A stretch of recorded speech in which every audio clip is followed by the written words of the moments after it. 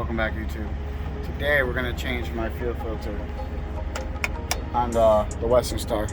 So I know you're supposed to let it get up to here and all that fun stuff, but I don't like doing that. Once I see it get here, I'm changing it. Fuel's way too expensive right now. It's getting crazy. It's getting crazy out here. So anything we can do to help our engines keep flowing properly, that's what we're gonna do. So I recommend this stuff here because fuel is not what it used to be. This stuff here it's expensive, but it lubricates your whole fuel system. If you know diesel, the injectors need to be lubricated. The diesel's not, it lubricates with the diesel, but the diesel that we're getting is trash. My truck hates it. So my truck won't run right without this because the diesel we have is trash. So I recommend you put this in there, and we're gonna, instead of putting crappy diesel fuel in there, we're gonna run it diesel clean. All right, stay tuned.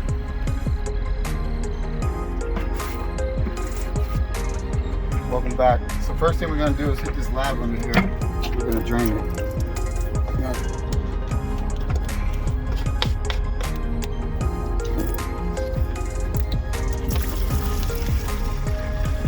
Pretty clean.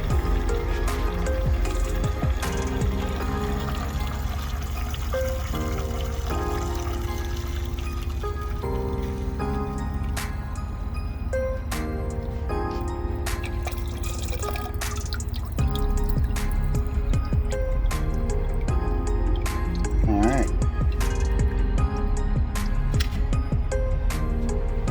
Look in here. I don't know if you can see it in the camera. See all that dirt, garage soot. Yep. She is clean, but it's not clean. We're gonna make it clean. This tool here, you can buy at the dealership for about 35 bucks. You're gonna need it to take this off. This would just screw off. This off. With this little rubber under here. This goes in here, but your new fuel filter will have it. So once it has no play, it's loose. It sucks air. It sucks air. It'll misfire.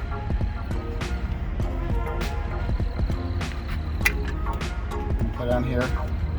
Line it up with the grooves. Pull back. Find the grooves.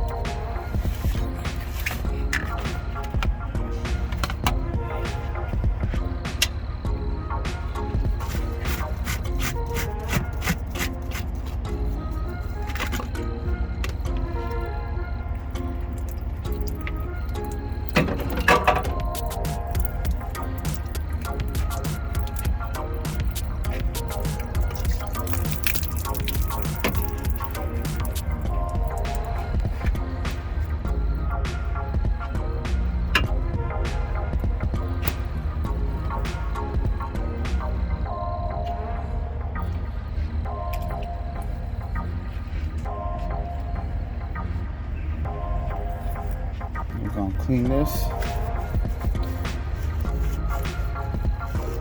Make sure you take that black tab off, because when you put the new one, it has one. It'll make a gap and it'll suck air, and it won't run right.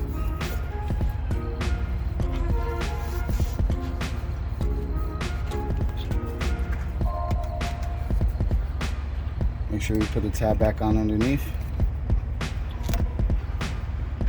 Here's your new fuel filter, Detroit.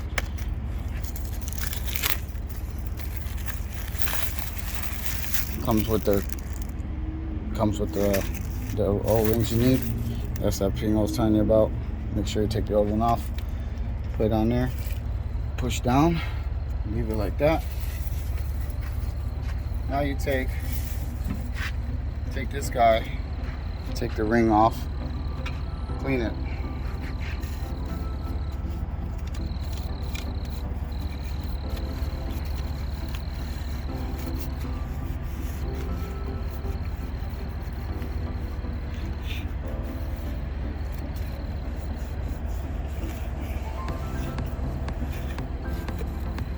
Your fuel system, you want this thing really clean.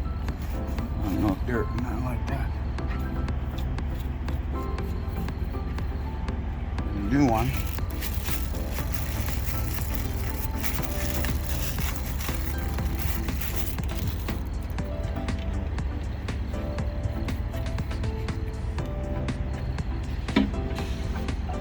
take this, we're gonna clean the little crud that's inside here.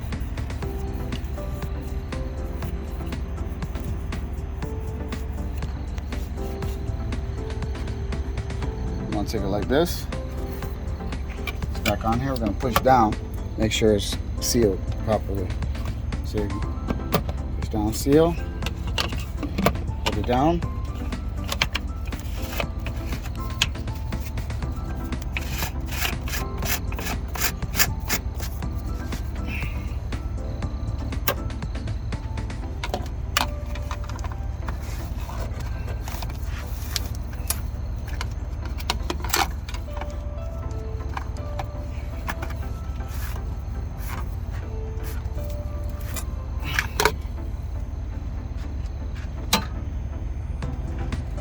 Now we're going to take our diesel clean.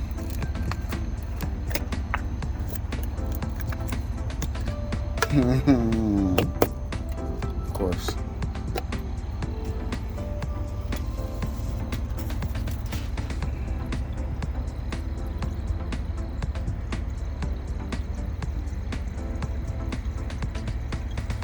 So basically, well, as soon as we start this truck, it's going to run right to the injectors. And it's just gonna clean them up real nice and lubricate them. And this truck's gonna be, the turbo's gonna be screaming. It's gonna be loving it. So what are the advantages to save fuel? Okay. Especially now. This thing saves me, I look at it this way. Spend 20, save 80. That's how much you'll save every time you use this in your fuel tanks. I put half and half tank, half in the other tank. You'll save about $200-300 easy a trip. So does it vary? Like how many bottles of diesel clean you put in there? Me personally, I'm nuts. I put it every time I fill up. Every time you fill up? I love my truck. And if she's not breathing right, if she's not running right, I'm not running right. My money's not gonna run right. If she's not good, I'm not good. She is the bloodline of my business. So she is everything to me. Okay. So roughly how many I know you judge it by the diesel. Normally it's lined up there, you normally change it, but yeah, what I'm doing is I'm filling it up because when I start it, it's gonna run down to the lines. So basically when I start it, it's gonna run down. It's gonna take some time to run down, but eventually when I start driving, it's gonna go all the way down. So what I'm gonna do, you see there's air in there. I'm gonna hit it like that. You see the air pockets, air bubbles? See that? Because I don't want no air going to my injectors. None. So how often you should do this job? You're supposed to do it every PM service, but a lot of owner operators don't like spending the money. I've met so many people that say, I'm not doing that. I change it every trip. It's up to the owner operator. A lot of people don't love their truck. It's a tool. It's about just making the money, get a driver. You know, who cares about the truck? Me, it's personal. I care about the truck. It's more than just a truck. It's my livelihood. It's how I feed my family. It's how I help people. It's how, you know, so it's personal to me. So I look at the truck like myself. I'm like one with the truck. If I can't breathe, you know, just imagine how the truck feels. You ever had a panic attack or feel like you have asthma? If the truck can't breathe right, that's how the truck feels. And you're just running it. Of course it's gonna die. A wise man told me, how would you feel if I gave you a backpack that weighed 800 pounds? And I said, hey, go 3,000 miles. That's how you're gonna feel. How you feel is how your truck feels. So that's why this truck, I've seen brand new trucks on the side of the road, overheating, broken. She won't let me down. I have that much confidence in my truck. She has brought me home from Florida to Massachusetts with messed up injectors from when they cut my fuel tanks. Metal went into the system. It went into the motor, everything. And she got me home. That was like 2,200 miles. So imagine if you take care of the truck. This truck, I'll put this truck up against any truck of the day, man. She will get the job done. She's a workhorse. I'm gonna put this on. Make sure I got the bubbles out. Yep, they're out.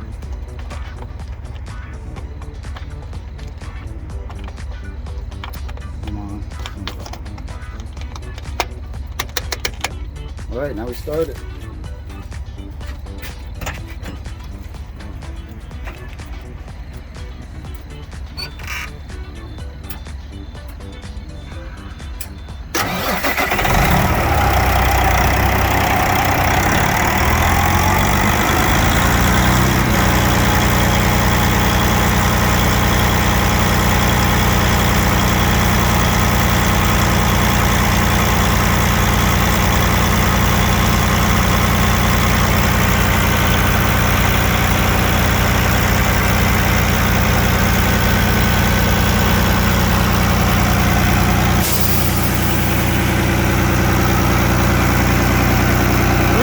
Share, subscribe. I know she's loud.